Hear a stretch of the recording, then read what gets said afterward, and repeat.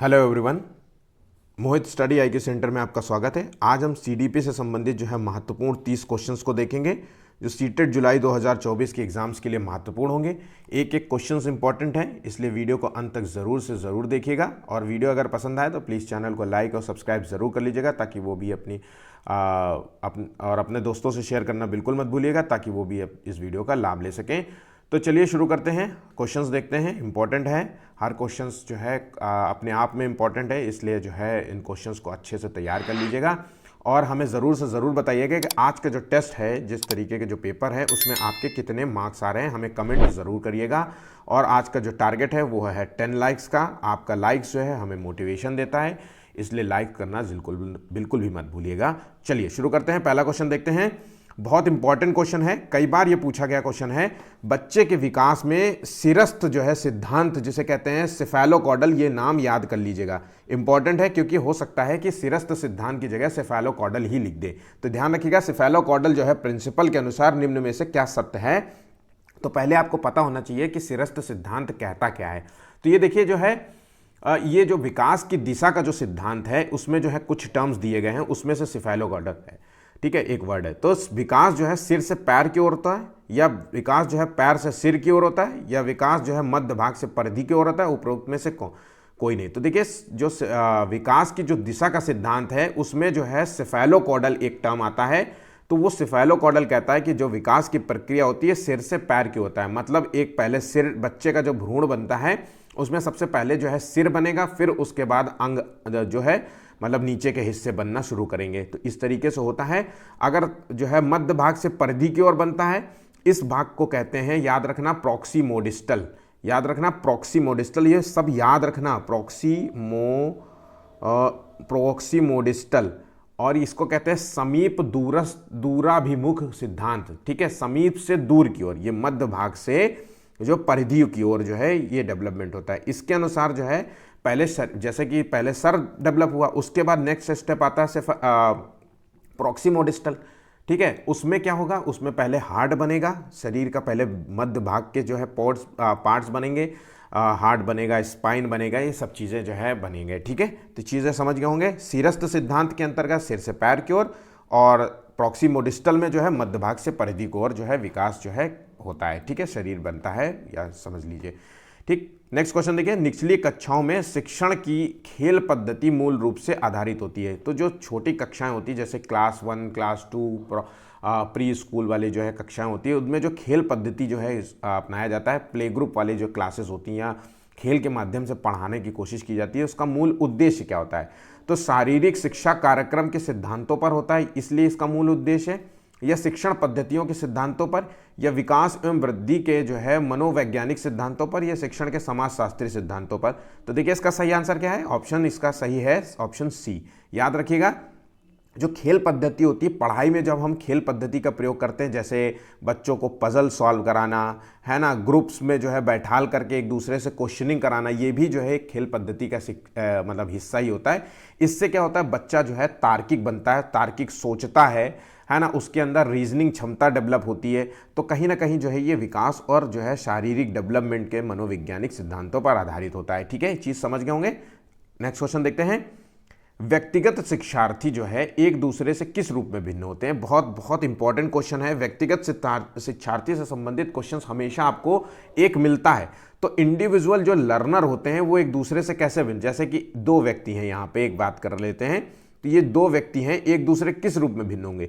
विकास की दर में भिन्न होंगे, या विकास के क्रम में भिन्न होंगे, या विकास की सामान्य क्षमता जो है इनके अंदर जो है भिन्न होंगी, या वृद्धि और विकास के सिद्धांतों पर भिन्न होंगे। तो देखिए, आंसर इसका है ऑप्शन ए। ध्यान रखिएगा, विकास की दर में ये भिन्न होंगे, क्योंकि हर व्यक्ति का जो डेवलपमेंट होता है वो अलग होता है। अब डेवलपमेंट की जो बात हो रही है, तो डेवलपमेंट केवल मतलब शारीरिक ही नहीं होता। शारीरिक हो सकता है डेवलपमेंट, शारीरिक जो है या तो मानसिक हो सकता है, कुछ भी हो सकता है। ठीक है, तो बच्चे का जो शारीरिक डेवलपमेंट हो या मानसिक डेवलपमेंट हो, सभी बच्चों का अलग होता है। जैसे उसका जो है वातावरण मिलेगा, जैसे उसको हेरिडिटी मिलेगी, वैसे उस बच्चे का जो है डेवलपमेंट होगा।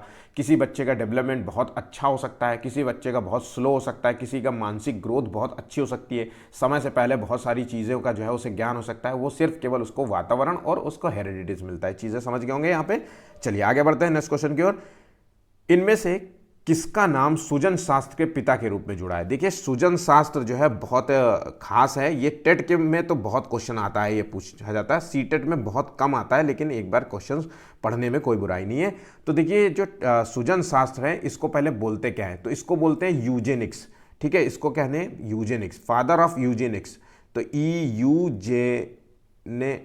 जेनिक्स, ठीक है, फादर ऑफ यूजेनिक्स, ठीक है। इन्होंने क्या बताया था? इन्होंने जो है जीन्स का टेस्ट किया था। इन्होंने देखा कि पीढ़ी दर पीढ़ी जो जीन्स हमें बच्चों में मिलते हैं उनमें जो है उन जीन्स में शारीरिक मानसिक और वृद्धि सीखने की क्षमता जो है इनको जो है विरासत से मिलती है। ये एक्चुअली जो है थे गाल्टन भाई साहब, ये सुजन शास्त्र के पिता कहलाते हैं। और यही गाल्टन जो है चार्ल्स जो डार्विन थे उनके भाई थे या चचेरे भाई थे, ठीक है। तो उन्होंने उसी के सिद्धांत पर काम किया था। तो याद रखना सुजन शास्त्र के जो पिता हैं वो है गाल्टन हैं। नेक्स्ट क्वेश्चन देखते हैं। शर्म तथा गर्व जैसी भावना होती है वो विकास की किस अवस्था में होती है? तो देखिए इसका सही आंसर देखिए, शैशवावस्था, बाल्यावस्था, किशोरावस्था या वृद्धावस्था। तो इसका सही आंसर क्या है? इसका सही आंसर है ऑप्शन बी, बाल्यावस्था में जो है ये शेम और प्राउड जैसी भावना आती है। और बाल्यावस्था में जो है दो स्टेजेस होती हैं, एक तो जो है अर्ली चाइल्डहुड होती है, अर्ली चाइल्डहुड, ठीक है, और एक होती है लेटर चाइल्डहुड, उत्तर बाल्यावस्था। तो ये शर्म और प्राउड वाली जो भावना होती है वो 2 से 6 साल के बच्चे में अपने आप आ जाती है, ठीक है, अपने आप आने लगती है। जैसे कि कोई भी गलती करेगा तो उसे शर्म आएगी, और कुछ अच्छा करेगा तो उसे प्राउड वाली फीलिंग होगी, ठीक है। और लेटर चाइल्डहुड क्या होता है? जिसमें जो है बच्चे जो है लेटर चाइल्डहुड मतलब जो है एक तरीके से जो है गैंग एज वाली जो स्टेज होती है, स्कूल में जो है पढ़ने वाली एज होती है, ठीक है। तो ये चीज़ें याद रखना, ये सभी चीज़ें बहुत इंपॉर्टेंट है। जैसे शैशवावस्था है ये 0 से 2 वर्ष है, मैं बता देता हूँ, क्लियर कर लेता हूँ इसको चीज़ों को।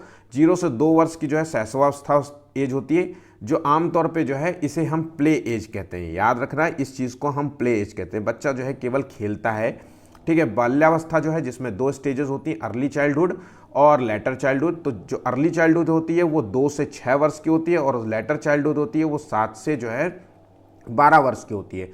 2 से 6 जो साल की होती है अर्ली चाइल्डहुड, वो उसे कहते हैं हम प्री स्कूल एज। याद रखना प्री स्कूल एज, इसे प्री गैंग एज भी कहते हैं, ठीक है। ये चीज़ याद रखिएगा, क्वेश्चंस पूछा जाता है।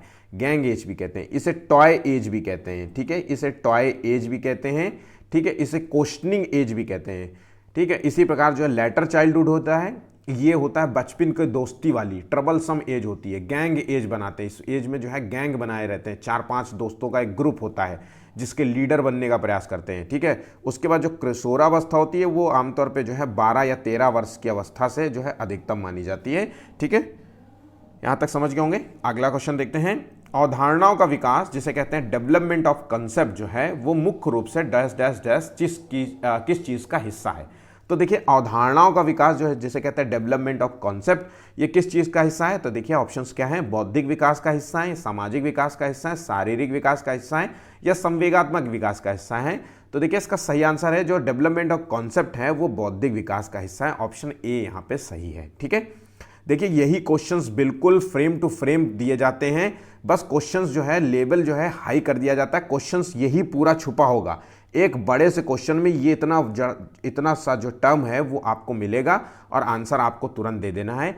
इसलिए चीज़ों को गौर से पढ़िए, गौर से क्वेश्चंस को सॉल्व करने का प्रयास कीजिए। आज के जो है टेस्ट पेपर में आप हमें कमेंट करके ज़रूर से ज़रूर बताइएगा, ताकि जो है हम समझ सकें कि आप लोगों का जो है तैयारी कितनी है, ताकि और बेहतर कर सकें उस पेपर के लिए, और भी चीज़ें आपको प्रोवाइड कर सकें। कमेंट ज़रूर करिएगा कि आज के जो है 30 क्वेश्चन में आपके कितने क्वेश्चन सही किए हैं, ठीक है। अगला क्वेश्चन है, शिक्षण प्रक्रिया में निम्नलिखित में से किसका भली प्रकार ध्यान रखना चाहिए? जब हम पढ़ा रहे हों किसी चीज़ को तो हमें किन बातों का ध्यान रखना चाहिए?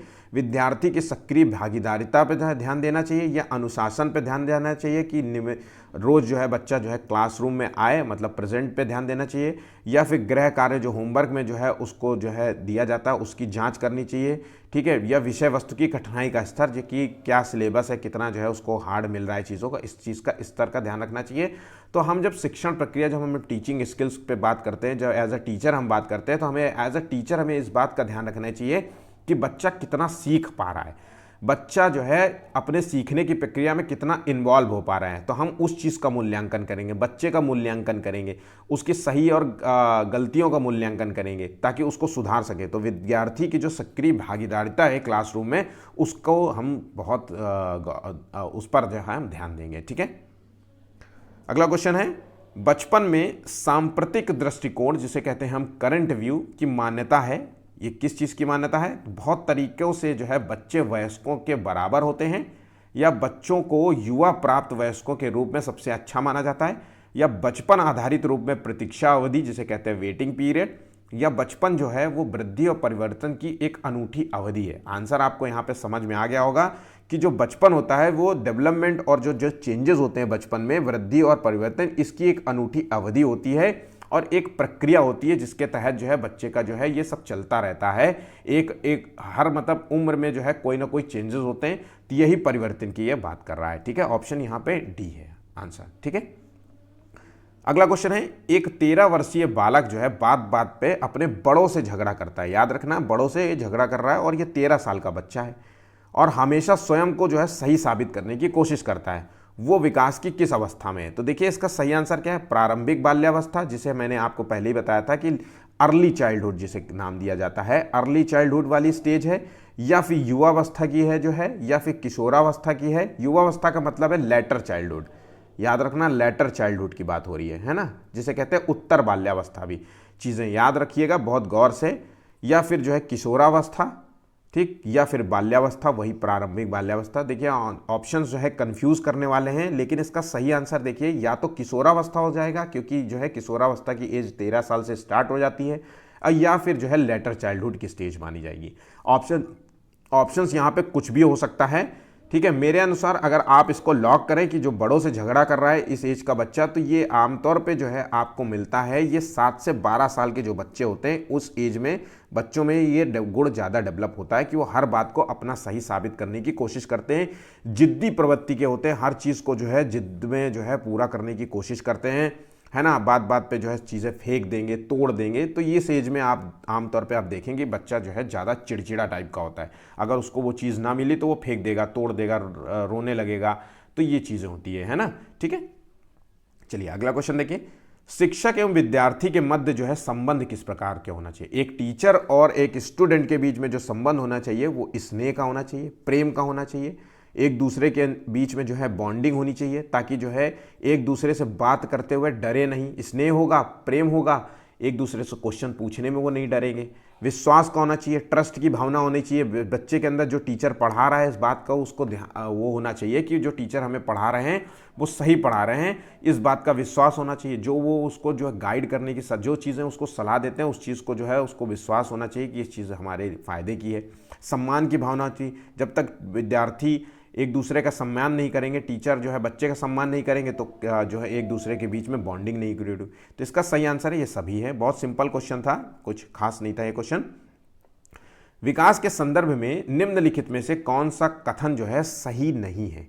तो ये चीज़ को बताना है सही नहीं है। क्वेश्चंस को गौर से पढ़िएगा, विकास के संदर्भ में बोल रहा है, तो विकास की प्रत्येक अवस्था में अपने खतरे होते हैं, या विकास जो है उकसाने स्टिमुलेशन जो है देने से नहीं होता है, या विकास सांस्कृतिक परिवर्तनों से प्रभावित होता है, या विकास की प्रत्येक अवस्था में अपनी विशेषताएं होती हैं। तो देखिए यहाँ सी और डी तो बिल्कुल सही है, क्योंकि विकास जो डेवलपमेंट होता है वो कहीं ना कहीं जो है सांस्कृतिक परिवर्तनों से प्रभावित होता है। जैसे एक बच्चे का जो डेवलपमेंट है, मान लीजिए कि सांस्कृतिक का मतलब कह दें, अगर हम सांस्कृतिक को हम धार्मिक चीज़ों से जोड़ लें, ठीक है, संस्कृति से जोड़ लें, क्योंकि जिस धर्म का होगा उसकी संस्कृति भी अलग होगी, तो जिस धर्म का होगा उसकी संस्कृति अलग होगी, उस बच्चे का डेवलपमेंट, उसका रहन सहन, उसका जो है पहनावा, उसका बातचीत, वो सभी चीज़ें अलग होंगी। ठीक है, और विकास जो है प्रत्येक अवस्था में होती है, उसकी कई अवस्थाएं होती हैं, जिसकी हम बात जो है चर्चा जो है जीन पियाजे की 4 अवस्थाओं के रूप में भी हम कर सकते हैं। तो हर स्टेजेस में अलग अलग टाइप के जो है डेवलपमेंट होते हैं बच्चों की। तो विकास की जो प्रत्येक अवस्था में अपने खतरे होते हैं ये सत्य नहीं है, याद रखना, इसके कोई खतरे नहीं होते हैं। ऐसा कुछ नहीं कह सकते कि अर्ली चाइल्डहुड में आते ही जो है कुछ जो है चेंजेस हो जाएंगे। ठीक है, तो इसका आंसर तो मुझे थोड़ा सा कंफ्यूज हो गया मैं। विकास की जो प्रत्येक अवस्था में अपने खतरे होते हैं, अगर जो है इसका देखिए आंसर तो सीटेट ने ए दिया है, लेकिन मुझे लगता है कि विकास की प्रत्येक अवस्था में अपने खतरे होते हैं। जैसे कि हमने अभी बात करें कि विकास की जो प्रत्येक अवस्थाएं जिसे कहते हैं हम, चाइल्डहुड है या फिर जो है किशोरावस्था है, इन सब में अपने खतरे होते हैं। कोई गैंग बना रहा है, कोई जो है एग्रेसिव है, कोई किसी का नेचर है, तो सबके अपने खतरे होते हैं। जैसे डेवलपमेंट होगा वैसे उसके जो है खतरे और उभरेंगे, मतलब उसके अंदर वही खूबियाँ डेवलप होंगी। जिस बच्चे का जो है डेवलपमेंट शांत रूप से होगा, उसका परिवार शांत स्वभाव का होगा, है ना, मैनर्सफुल होगा, तो उसके बच्चे के जो है गुण भी वैसे ही डेवलप होंगे। जिस घर में जो है मारपीट रोज गाली गलौज होती है उसके बच्चे, तो इसका आंसर जो है मुझे लगता है कि ऑप्शन बी होना चाहिए। आप बताइएगा जो है इसका आंसर क्या सही नहीं है, ये तो सही है, ठीक है। आप इसका जो है आंसर हमें बताने का प्रयास कीजिएगा क्या है, ठीक है। निम्नलिखित में से कौन सा विकासात्मक कार्य उत्तर बाल्यावस्था के लिए उपयुक्त नहीं है? यहां पे देखिए उत्तर बाल्यावस्था के लिए उपयुक्त नहीं माना जा रहा है। ऑप्शंस जो है 12वें का आंसर है। उत्तर बाल्यावस्था का मतलब है लेटर चाइल्डहुड, जो स्टेज मानी जाती है 7 से 12 वर्ष की, ये चीज़ याद रखना। सामान्य खेलों के लिए आवश्यक शारीरिक कुशलता सीखना, या पुरुषोचित या स्त्रियोचित जो है सामाजिक भूमिकाओं को प्राप्त करना, या फिर व्यक्तिगत आत्मनिर्भरता को प्राप्त करना, या हम उम्र के वाले बच्चों के साथ सीखना। तो देखिए इसका सही आंसर है जो लेटर चाइल्डहुड वाली जो स्टेज है उसमें व्यक्तिगत आत्मनिर्भरता पर प्राप्त करना, ये ऑप्शंस नहीं आता है, ठीक है। ये जो है बाल्यावस्था की किशोरावस्था के बाद जो युवावस्था आती है ना, उसमें आती है कि जब बच्चा जो है स्वयं से जो है सीखने का प्रयास करता है, स्वयं से कुछ करने का प्रयास करता है, आगे के बारे में सोचने का प्रयास करता है, तब वो व्यक्तिगत आत्मनिर्भर प्राप्त कर लेता है, ठीक है। आंसर यहाँ पे सी होगा, ठीक।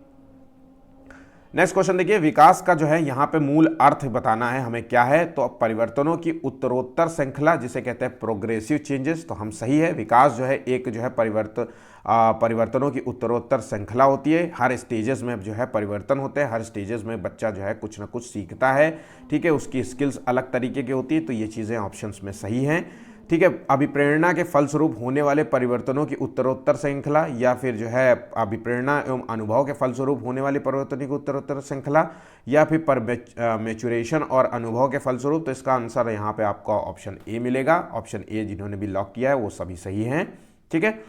कोलबर्ग का विकास का सिद्धांत निम्नलिखित में से किससे संबंधित है? ये बहुत बहुत इंपॉर्टेंट क्वेश्चन है और आपको जो है ये पता होना चाहिए कोलबर्ग ने कौन सा सिद्धांत प्रस्तुत किया था। तो कोलबर्ग ने जो सिद्धांत प्रस्तुत किया था वो नैतिक विकास का सिद्धांत है।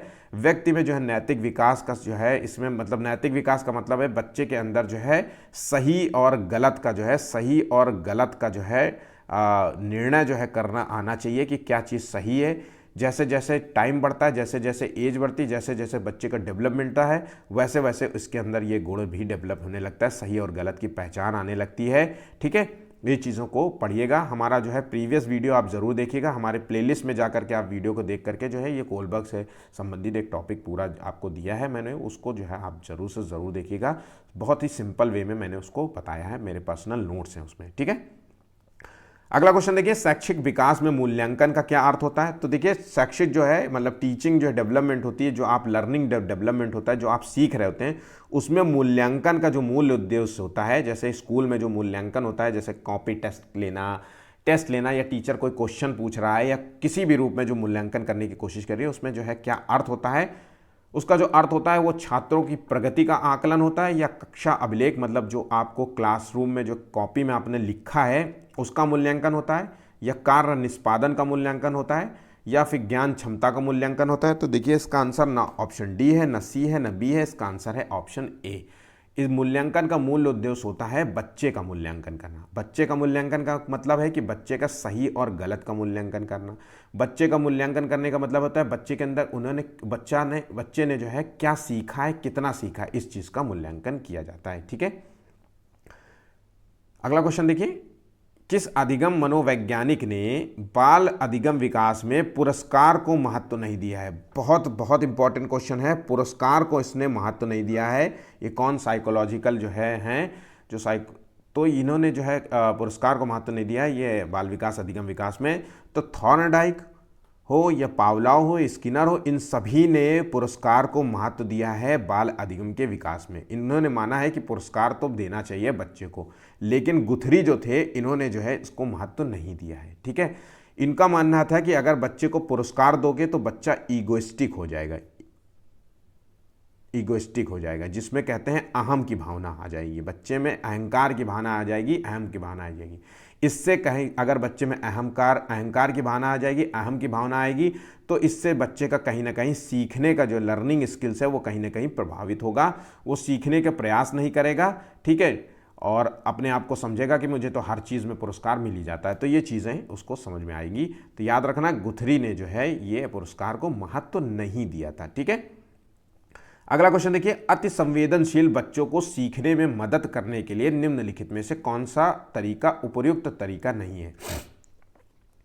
यहां पे अति संवेदनशील बच्चों की बात कर रहा है, ठीक है। कौन सा तरीका नहीं है, तो देखिए उनके दैनिक कार्य में शारीरिक गतिविधि का समावेश करना, या बेचैन होने पर अक्सर उन्हें फटकार लगाना, या एक कार्य को छोटे छोटे प्रबंधनीय जो है खंडों में तोड़ना, या वैकल्पिक तरीकों से बच्चे को और मतलब क्वेश्चंस देना। तो देखिए अति संवेदनशील बच्चा है, मतलब अति संवेदनशील का मतलब है हो सकता है कि वो पढ़ने में बहुत जो है अच्छा हो। अति संवेदन मतलब किसी भी चीज़ में बहुत ध्यान देने की कोशिश करता है। तो वो जो शारीरिक गतिविधि तो करानी चाहिए हमको, ये तो अच्छी चीज़ है ना। उसको छोटे छोटे कार्यों को देना चाहिए ताकि वो और जो है अधिगम के वैकल्पिक तरीकों की पेश करनी चाहिए। लेकिन उस जब भी कोई चीज़ कर रहा हो, बेचैन हो रहा हो, अति संवेदनशील है तो वो बेचैन होगा, किसी चीज़ को जानने की कोशिश करेगा, किसी चीज़ को बताने की कोशिश करेगा।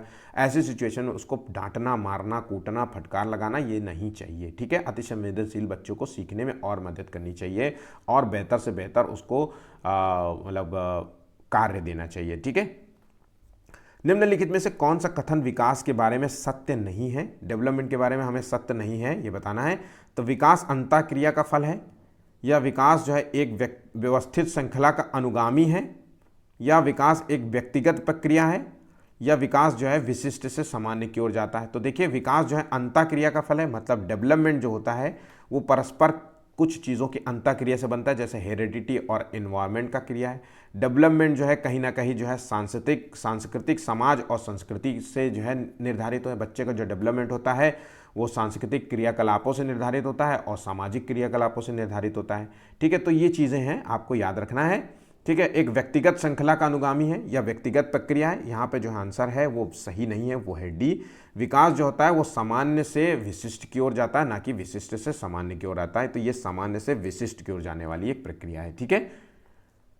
नेक्स्ट क्वेश्चन देखते हैं, कक्षा में विद्यार्थियों को अधिगम के लिए प्रेरित करने हेतु किस युक्ति का अनुप्रयोग आप नहीं करते।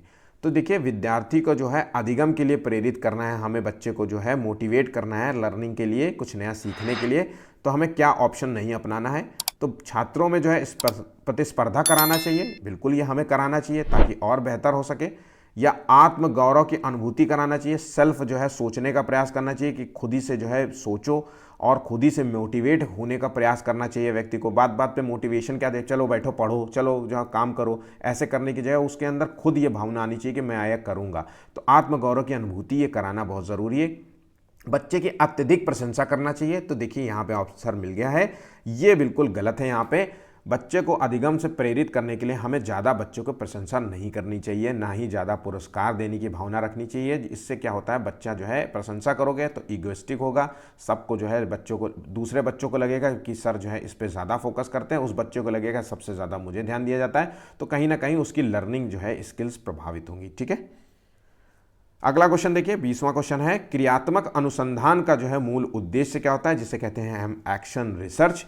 नवीन खोज का निर्माण करना एक्शन रिसर्च का ये मूल उद्देश्य होता है, या जो है शैक्षिक परिस्थितियों में व्यवहार विज्ञान का जो है, या विद्यालय तथा कक्षा की जो है शैक्षिक कार्य प्रणाली में सुधार लाना, ये उपरोक्त में से सभी। तो देखिए एक्शन जो रिसर्च का मूल उद्देश्य होता है वो है, यहाँ पे जो सही है वो तीनों ऑप्शन सही हैं, जिन्होंने तीनों लॉक किया है वो सभी सही हैं, ऑप्शन डी यहाँ पर सही है, ठीक है। अगला क्वेश्चन है, शिक्षक को किस चीज़ का ज्ञान होना चाहिए, अध्यापन विषय का ज्ञान होना चाहिए, या बाल मनोविज्ञान का ज्ञान होना चाहिए, या शिक्षा संहिता का ज्ञान होना चाहिए, जिसे कहते हैं एजुकेशन कोड को, या अध्यापन विषय एवं बाल मनोविज्ञान का ज्ञान होना चाहिए। तो देखिए एज एक टीचर को जो है आप जब क्लासरूम में पढ़ाते हैं तो एज अ टीचर जो है आपको बच्चों के जो है साइकोलॉजिकल चीज़ों का ज्ञान होना चाहिए कि बच्चों का मनोविज्ञान किस प्रकार का है, बच्चों को क्या चाहिए, किस एज के बच्चे को किस तरीके की जो है पढ़ाई करानी चाहिए, जैसे कि कम उम्र का बच्चा ए फॉर एप्पल जो है, अगर आप आते ही उसे ABCD पढ़ाने की जगह ए फॉर एप्पल बताने लगेंगे या V फॉर बॉल बताने लगेंगे तो चीज़ें उसको मुश्किल होगी थोड़ा याद करने में। तो इसलिए बच्चे के मनोविज्ञान को समझना बहुत ज़रूरी है पढ़ाते हुए, ठीक है। अगला क्वेश्चन, एक बच्चे की वृद्धि और विकास के अध्ययन की सर्वाधिक जो है अच्छी विधि कौन सी है? तो बच्चे की जो ग्रोथ को और जो है विकास डेवलपमेंट को जो है हम अध्ययन करना चाहते हैं, तो अगर उसकी सबसे अच्छी विधि है वो है मनोविश्लेषण विधि। याद रखना, दो बच्चों का कंपैरिजन कभी नहीं करना चाहिए, या डेवलपमेंट मेथड का प्रयोग करने से कि किसी मेथड के माध्यम से बच्चे का जो है, या स्टैटिकल मेथड हो, कोई ग्राफ बनाओ फिर उसके जो है सोचो कि ये बच्चे को जो है पढ़ाना चाहिए, इस बच्चे को ये नहीं पढ़, इसलिए मनोविश्लेषण जो है मेथड बहुत ज़रूरी है। बच्चे को जो है मनोविश्लेषण जो है विधि का प्रयोग करके जो है हम बच्चे का जो है वृद्धि और ग्रोथ पर ध्यान दे सकते हैं, ठीक है। अगला क्वेश्चन, किस मनोविज्ञान के अनुसार विकास एक सतत और धीमी प्रक्रिया है? ये किसने जो है कहा था? तो देखिए, ये जो सिद्धांत दिया था, ये जो कथन कहा गया है, ये पियाजे ने कहा था। विकास जो है निरंतर चलने वाली प्रक्रिया है, सतत चलने वाली प्रक्रिया है, मतलब निरंतर चलती है, ठीक है।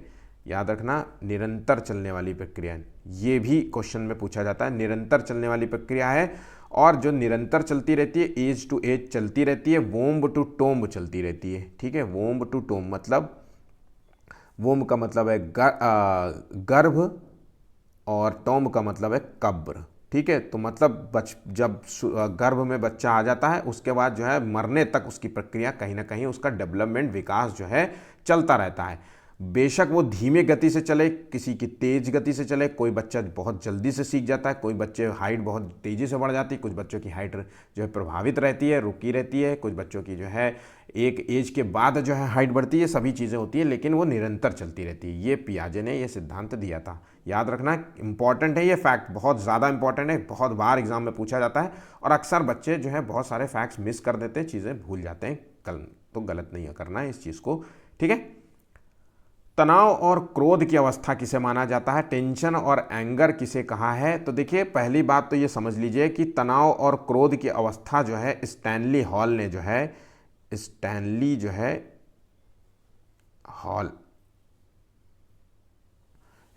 हॉल ने तनाव और क्रोध को जो है किस एज को कहा था? वो है किशोरावस्था को स्टैनली हॉल ने जो है तनाव और क्रोध की अवस्था कहा था, ठीक है।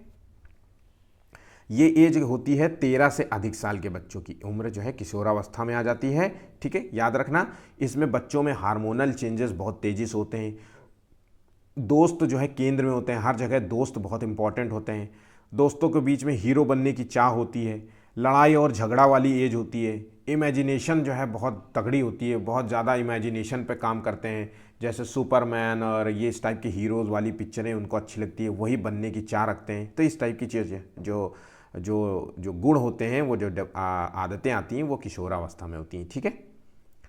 विकास में वृद्धि से तात्पर्य है किस चीज़ से? तो विकास में जो वृद्धि का जो मूल उद्देश्य होता है, वो ज्ञान में वृद्धि है, या वजन में वृद्धि है, संवेग में वृद्धि है, या फिर उसके आकार, सोच, समझ, कौशलों में वृद्धि है? तो आंसर यहाँ पे डी है, ठीक। CBSE पैटर्न के शिक्षार्थियों के लिए व्यक्तिगत गतिविधियों में व्यक्तिगत जो है गतिविधियों के स्थान पर सामूहिक गतिविधियों की संतुष्टि करती है। ऐसा करने के पीछे विचार हो सकता है, क्या विचार हो सकता है? ऑप्शंस पढ़ लेते हैं। प्रत्येक शिक्षार्थी के स्थान पर समूह में अवलोकन द्वारा जो है शिक्षक के कार्य को सरल बनाने के लिए, या विद्यालयों के पास जो है उपलब्ध समय को प्रासंगिक बनाना, जबकि उसमें से अधिकांश के पास व्यक्तिगत गतिविधियों के लिए पर्याप्त समय नहीं होता है, या गतिविधि की ढांचागत लागत को कम करना, या फिर व्यक्तिगत जो है प्रतिस्पर्धा के प्रति नकारात्मक संवेगात्मक प्रतिक्रियाओं से उबारना, जो संपूर्ण अधिगम को सामान्यीकृत हो सकती है। तो ऑप्शन यहाँ पे डी है, ऑप्शन डी जिन्होंने लॉक किया वो सभी सही है। अगला क्वेश्चन देखिए, सांस्कृतिक तथा भाषिक रूप से वैविध्यपूर्ण कक्षा में यह निश्चित करने से पहले कि शिक्षार्थी विशिष्ट शिक्षा वर्ग में आता है। देखिए, शिक्षार्थी जो पढ़ने वाला बच्चा है वो विशिष्ट शिक्षा से वर्ग से आता है या नहीं, एक शिक्षक को क्या करना चाहिए? इस बात को ध्यान देने के लिए क्या करना चाहिए? अक्षमता स्थापित करने से पहले शिक्षार्थी की मातृभाषा का मूल्यांकन करना चाहिए, या पारंगत जो है मनोविज्ञानियों का उपयोग करना चाहिए, वातावरणीय कारकों को अप्रभावित करने के लिए बच्चों को अलग कर देना चाहिए या माता पिता को इनमें सम्मिलित नहीं करना चाहिए, क्योंकि उनके पास अपना कार्य होता है। तो देखिए, अक्षमता स्थापित करने से पहले जो है एक टीचर को जो है मातृभाषा का मूल्यांकन करना चाहिए हर बच्चे का, जो है किस पृष्ठभूमि से बच्चा आता है, किस वर्ग से बच्चा आता है, ताकि जो है उसका मूल्यांकन करके उसको सही दिशा प्रदान की जा सके। ठीक है, ऑप्शन यहाँ पे ए सही जवाब है। एक टीचर को किस बात पर ध्यान देना चाहिए, एक टीचर को किस बात पर ध्यान देना चाहिए, ऑप्शन देखते हैं। फिर देखते हैं, व्याख्यान पर अधिक बल देना चाहिए, कोई भी टॉपिक पढ़ाते हो उस पर व्याख्या बहुत ज़्यादा तगड़ी करनी चाहिए, या शिक्षार्थियों द्वारा की गई त्रुटियों को एक भयंकर भूल में लेना चाहिए और प्रत्येक त्रुटि के लिए गंभीर टिप्पणी करनी चाहिए, या जो है कितनी बार गलती करने से बचता है, इसे सफलता का रूप, कौन सा बच्चा जो है अपने जो है गलतियों को छुपा लेता है, इस पर जो है अगर बच गया तो उसको सफलता का रूप ले लेना चाहिए, या फिर जो है शिक्षार्थी विचारों को संप्रेषित करने की कोशिश कर रहे हो तब उन्हें ठीक नहीं करना चाहिए। एक टीचर को तब उस कार्य को नहीं करना चाहिए जब वो बच्चे से कोई क्वेश्चन पूछा हो और बच्चा जो है उस अपने विचारों को व्यक्त कर रहा हो, संप्रेषित मतलब कम्युनिकेट कर रहा हो, एक दूसरे से को बता रहा हो, जब कोई आंसर बता रहा हो तो और वो गलती कर रहा हो तो उसे तत्काल प्रभाव से उसे डांटना नहीं चाहिए, उसे ठीक करना नहीं, उसे करेक्ट नहीं करना चाहिए। जब वो पूरा अपने विचार व्यक्त कर ले तब उसका मूल्यांकन करना चाहिए कि बच्चे बेटा देखिए आपने ये गलतियां करी हैं, इस चीज़ को ध्यान देना चाहिए, तब मूल्यांकन। नहीं तो बीच में आप टोकेंगे तो बहुत सारी चीज़ें हो सकती हैं वो आपको ना पता चल पाए, वो दिमाग से उतर जाए। तो इसलिए बोलने की संप्रेषित करने के समय जो है उसको ठीक करने का प्रयास नहीं करना चाहिए। ऑप्शन यहाँ पे डी होगा। ठीक है, मानव विकास किन दोनों के योगदान का परिणाम है? बहुत बार क्वेश्चन ये पूछा गया और हर बार ये क्वेश्चन आता है। समझ लीजिए सीटेट का सबसे इंपॉर्टेंट क्वेश्चन है। हम सभी को पता है कि जो व्यक्ति का जो डेवलपमेंट होता है वो हेरिडिटी और इन्वायरमेंट से परस्पर अंतःक्रिया से बनता है। मतलब हेरिडिटी का मतलब है आनुवांशिकता, जो उसको माता पिता से गुण मिलते हैं। जैसे उसके गुण होंगे माता पिता के अच्छे गुण होंगे तो अच्छे जो है उसका विकास हो सकता है, डेवलपमेंट हो सकता है।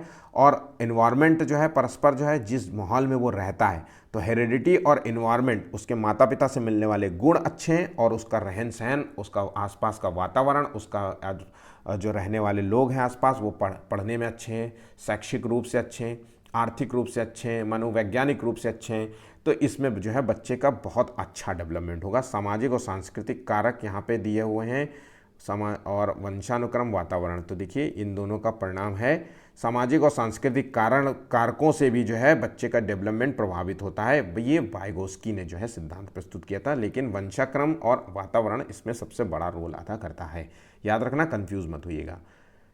आखिरी क्वेश्चन है, विकास कभी न समाप्त होने वाली प्रक्रिया है। ये बिल्कुल लाइन टू लाइन याद कर लीजिएगा। विकास कभी न समाप्त होने वाली प्रक्रिया है, इसका मतलब है कि विकास जो है निरंतर चलने वाली प्रक्रिया है, मतलब वोम्ब टू टोम चलने वाली प्रक्रिया है, गर्भ से कब्र तक चलती है ना। और विकास जो है हर स्टेज में प्रभावित होता है।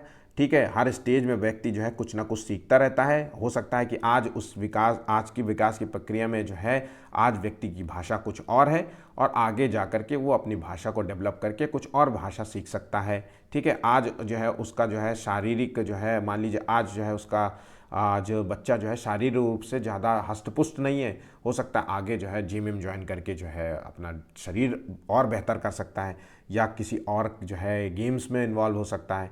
तो ये जो निरंतर चलता रहता है, हर उम्र में कोई ना कोई कुछ ना कुछ सीखता रहता है। तो प्रिंसिपल ऑफ कंटिन्यूटी इसे कहते हैं। ऑप्शन बी इसका सही जवाब है। ठीक है, लेकिन विकास की प्रक्रिया जो है एक समान गति से नहीं होती। हर जो है स्टेजेस में कुछ न किसी व्यक्ति की जो है गति जो है स्पीड जो है स्लो रहती है, लेकिन विकास की प्रक्रिया हमेशा चलती रहती है। इस चीज़ को ध्यान रखिएगा, इसलिए मैंने आपको फिर से बता दिया। ठीक है, आज के सभी क्वेश्चन समाप्त होते हैं। अगर वीडियो पसंद आया तो प्लीज़ चैनल को लाइक और सब्सक्राइब ज़रूर कर लीजिएगा। 10 लाइक्स का जो टारगेट है केवल, उस लाइक्स को जो है लाइक्स करना बिल्कुल मत भूलिएगा। हम जो है आपके लाइक से जो है मोटिवेशन मिलता है। हम डेली आपके लिए इसी प्रकार से क्वेश्चंस लेकर के आएंगे। टॉपिक वाइज जो है हम आपको क्वेश्चंस ज़रूर कराएंगे। पियाजे हो या कोलबर्ग हो, जितने क्वेश्चंस आपको मिलेंगे सारे क्वेश्चंस आपको मैं यहाँ पे टॉपिक टू टॉपिक वाइज भी कंप्लीट करा दूंगा। ठीक है, आज के लिए बस इतना ही। धन्यवाद।